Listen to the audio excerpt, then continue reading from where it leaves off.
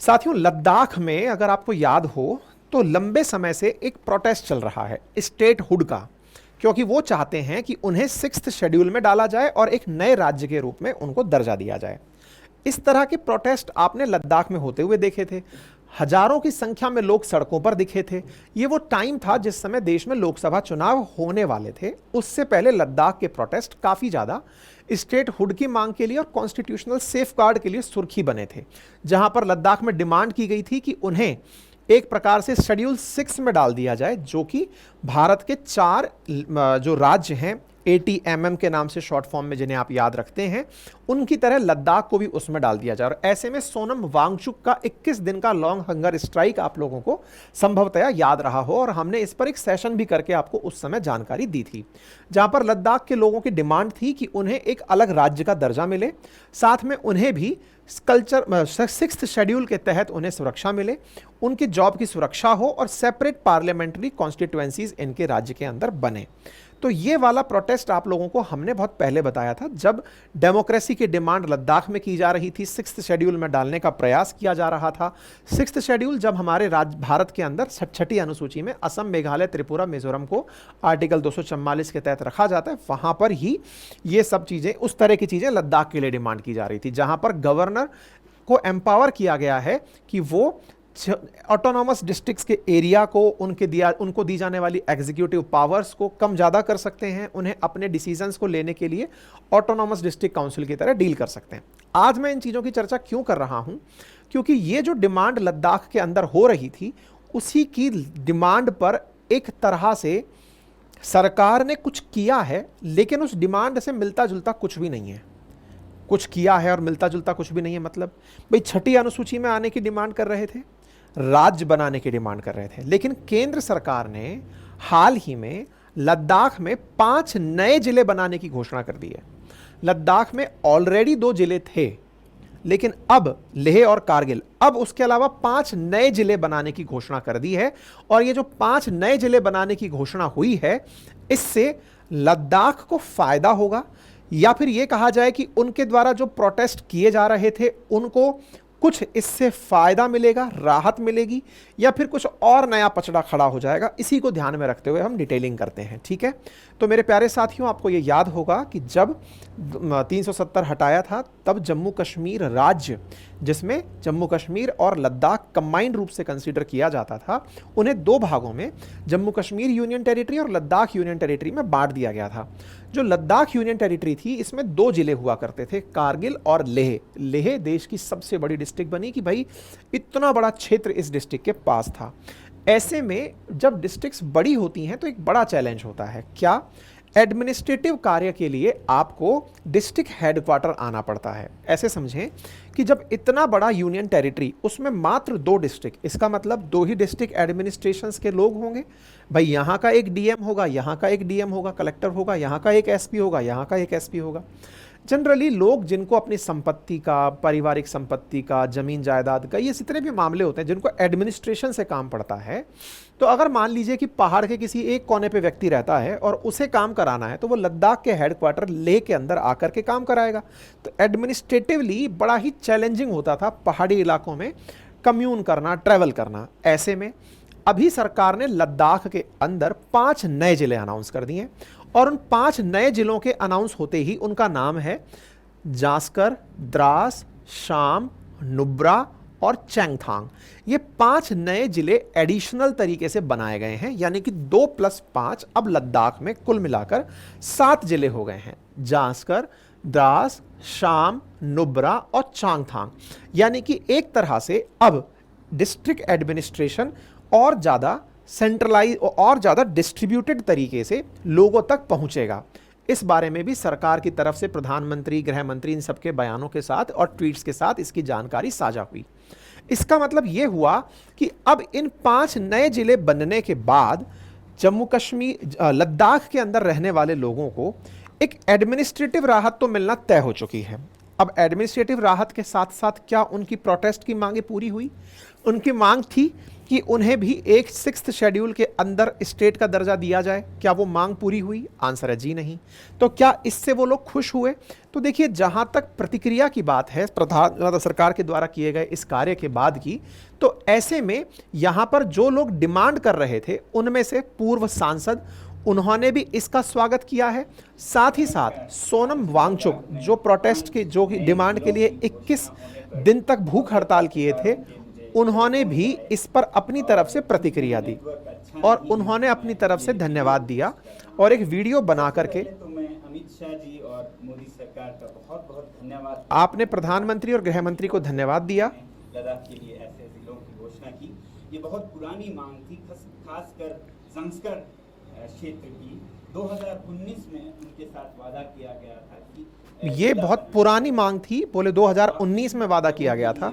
ये खुशखबरी है कि नहीं, ये निर्भर करता है कि ये सिर्फ एडमिनिस्ट्रेटिव प्रशासनिक जिले हैं या फिर लोकतांत्रिक, जिसमें कि ऑटोनोमस डिस्ट्रिक्ट काउंसिल्स भी हो, जो कि 6 शेड्यूल के अंदर जिलों में होता है।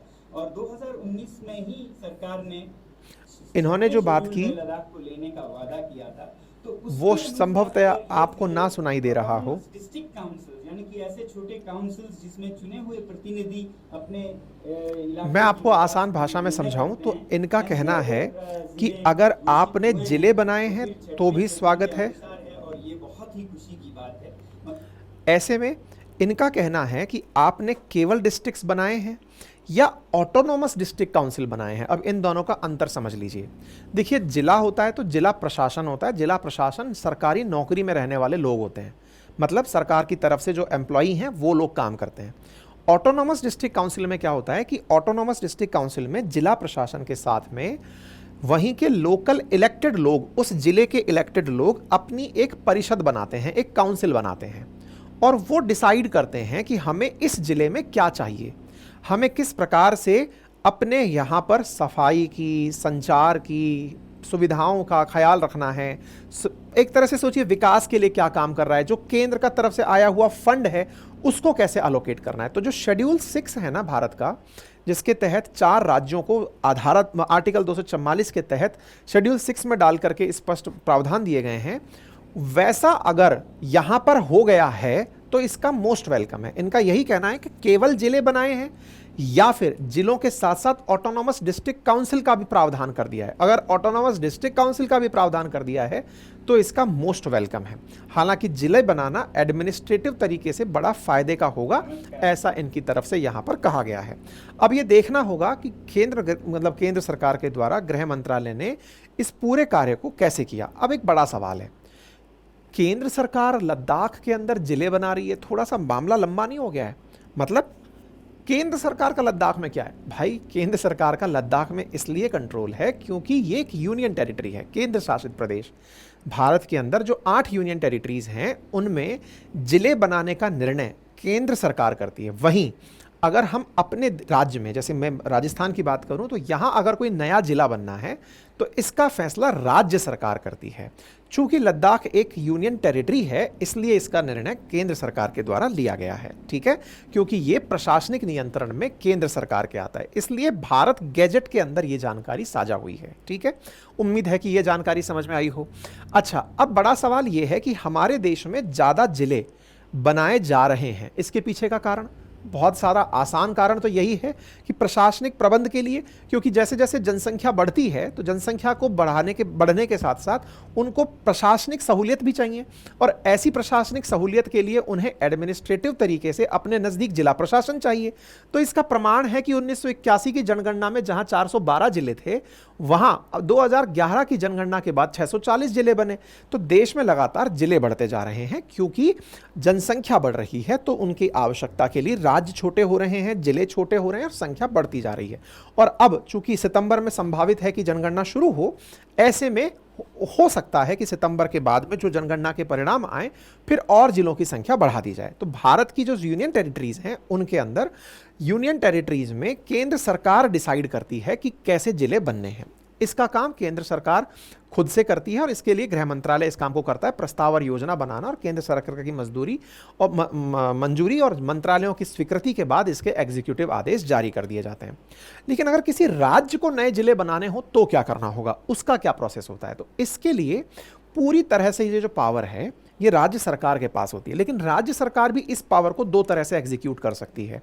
या तो लॉ बनाकर, लॉ से मतलब अपने वहां की विधानसभा में कानून बनाए और बना करके नए जिले अनाउंस कर दे, या फिर एग्जीक्यूटिव ऑर्डर से, जनरली एग्जीक्यूटिव ऑर्डर से, यानी कि बिना विधानसभा से पूछे ही मेरा वचन ही है शासन, जो एग्जीक्यूटिव ऑर्डर्स होते हैं, सरकारें क्योंकि बहुमत में होती हैं तो वो अपने हिसाब से इसका फैसला कर लेती हैं। ठीक है, मैक्सिमम लोग जो प्रभाव मतलब जो राज्य प्रयास करते हैं वो एग्जीक्यूटिव रूट के थ्रू ही आदेश देते हैं।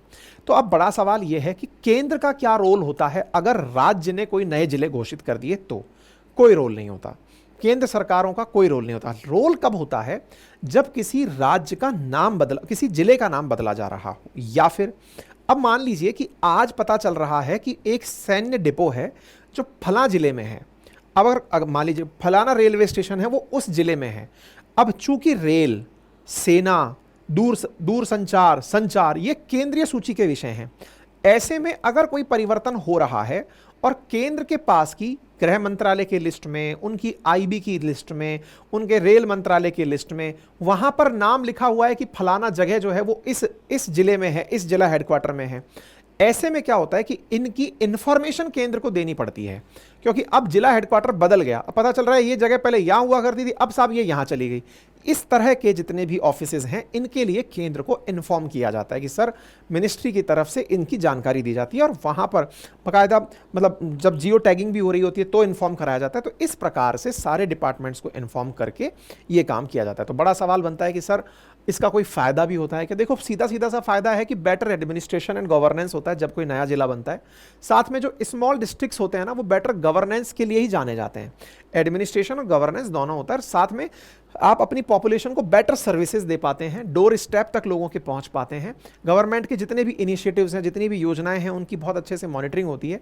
और सबसे बड़ी बात रोजगार बढ़ता है। जब जिला प्रशासन नज़दीक तक आ गया तो जिला के कर्मचारी बढ़ेंगे, कर्मचारियों की आवश्यकता बढ़ेगी, साथ ही साथ में फिर आप उनके निवास के, उनके विकास के, उनके सब कार्य करेंगे। तो इस तरह की चीज़ें होती हैं। ठीक है साहब, चैलेंजेस क्या आते हैं? तो भाई इसके अंदर सबसे बड़ा चैलेंज तो यही आता है कि कौन सा रिसोर्स किस जिले में डालोगे। उदाहरण के लिए एक जिला है जिसके पास में आज टूरिज्म भी है, तो उसके पास माइंस भी हैं, तो उसके पास में रेल कनेक्टिविटी भी है, उसके जिला हेडक्वार्टर के ऊपर बसेस भी आ रही हैं, लेकिन अब आपने उसको कार्व करके छोटा बना दिया। अब उस जिला हेडक्वार्टर तक बसों की कनेक्टिविटी क्या है? क्योंकि अब जब जिला वहाँ होगा तो जिले के हिसाब से सुविधाएं भी विकसित होनी होती हैं। जैसे हमारे राजस्थान में जो नए जिले घोषित हुए उन राम लुभाया समिति की सिफारिशों पर हुए थे।